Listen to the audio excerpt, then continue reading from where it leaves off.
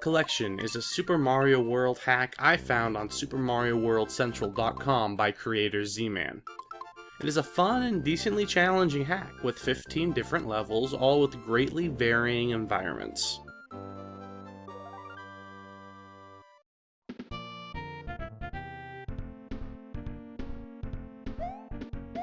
The music in the hack is wonderful as well. I don't recall a single reused song from the original game. And what is better still, I didn't hear any music from other games either.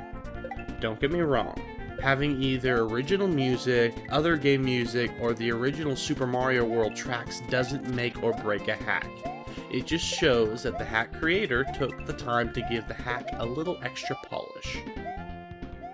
The music itself fits the levels really well, changing from calm and go-lucky to intense and thrilling to fit the level as needed.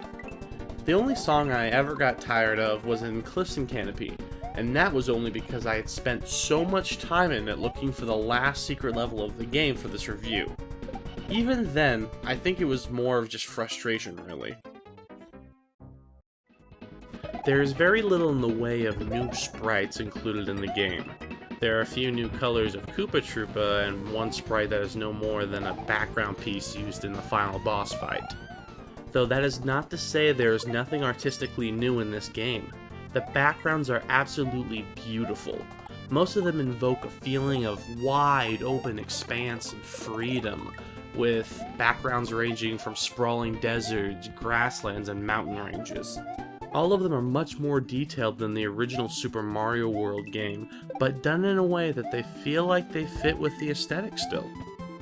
The backgrounds to castles and caves in the game are mostly recycled from the original Super Mario World game, while the few new pieces added seem to be walls of clouds in dark colors and shades of purple.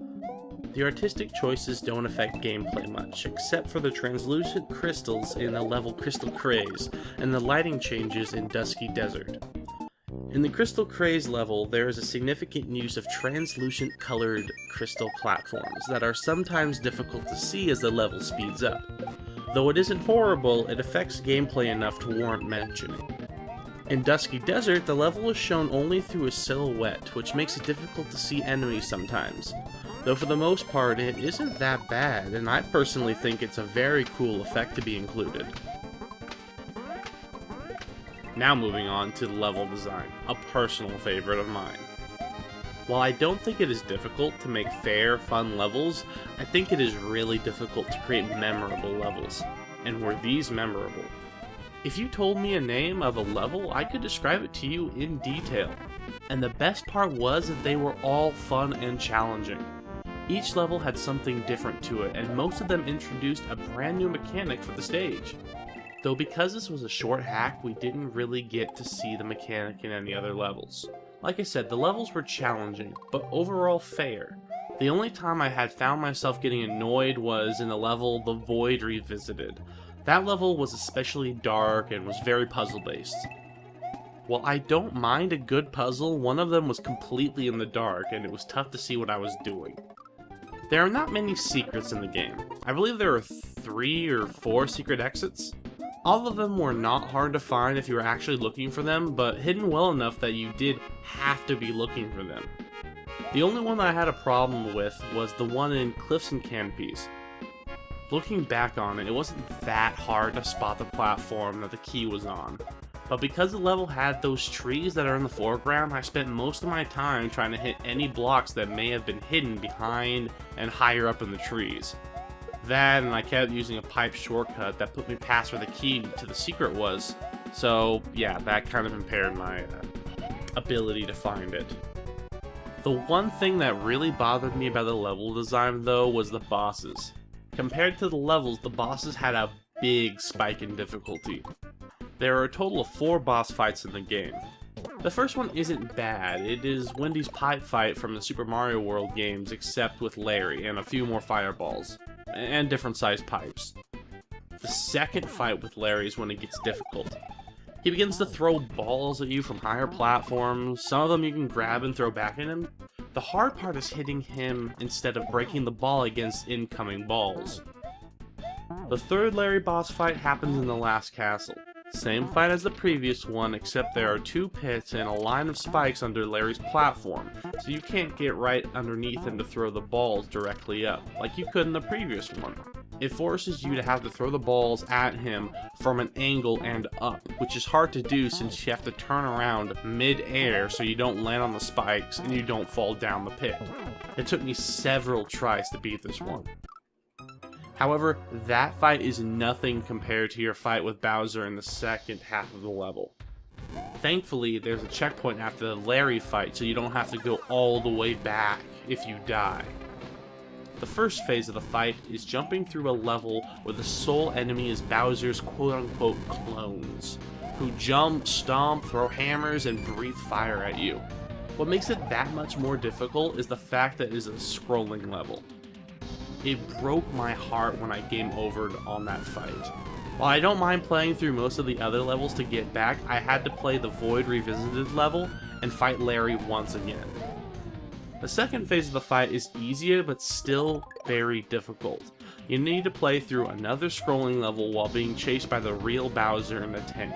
There are a lot of fireballs in this phase, and what really kills you are the piranha plants that fire the 3 fireballs in an arc, you know, the spitting arc. Now, I won't say it is the hardest hack I've played, but it was one of the more sudden changes in difficulty I have experienced while playing a Mario hack. There wasn't much of a story included in this hack. There was a little dialogue with Larry who kept saying you had to get through him in order to get to his father every time you fought him. There's also this weird interaction with D.A. Boo II, who pulled you into a void, which was the majority of the Void Revisited level. You get out of the void at the end of the level and nothing more comes of it. It was really weird and out of nowhere. While I will not fault the hack for not having a cohesive story, it is a Mario game after all. I will note that the final interaction with Bowser, which wrapped up the quote-unquote story, was strange and made Mario seem kind of like a jerk. In the end, Bowser is complaining about how Mario is trying to kick him out of a world as uninhabited as this. Yeah, according to Bowser, he left the Mushroom Kingdom and is trying to just rule over this empty plane. Bowser even says he no longer has any more plans in kidnapping Peach. But Mario is here to save the day because there will always be some sort of life present, even if it can't be seen. Yeah, weird, but like I said, it's a Mario hack. Just don't play this one thinking it is one of the few that have an interesting story to it, and you'll have pretty much a good time.